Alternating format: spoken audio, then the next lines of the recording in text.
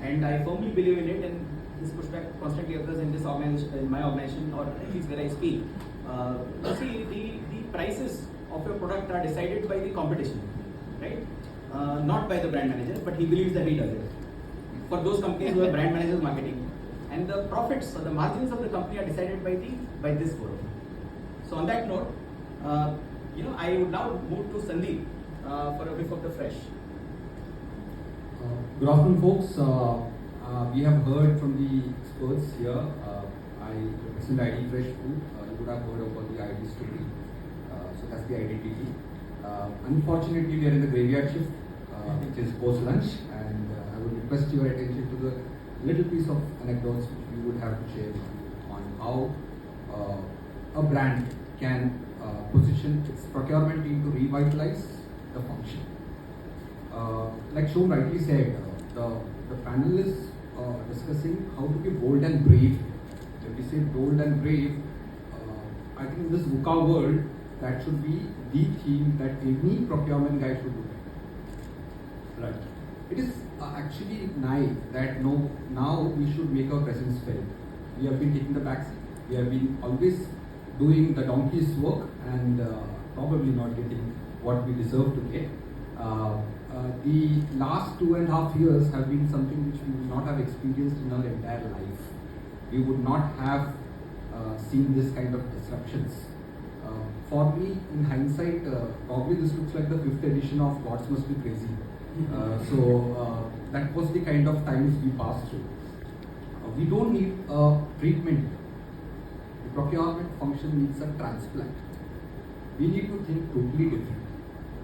Now, if I was to present a storyboard and say that no, this should be the movie, I would say what was the storyboard? The storyboard was obnoxious oil prices, atrocious rice wheat prices, Shom will agree, unbelievable fuel prices, unreachable vendors for services, unavailable inputs for capital goods. You name them all the problems in one capsule, right? That was the 2.5 years we went through. And if I have to make a climax for the same movie, it would be unhappy management, correct? Unsatisfied customers, and unsure of our future. The procurement for that. So, but then a big credit to the fraternity. Many of my peers are here, seniors are here, that we pulled it off in the last 2.5 years with all the efforts, unsung heroes. We have not spoken about it much, but we have pulled it off. We had made sure that we revitalize the function during the changing times. Now at ID Fresh Food, and what I think most of our friends in the industry, be it from telecom, be it from IT, be it from any industry, I think most of us would have placed it this way.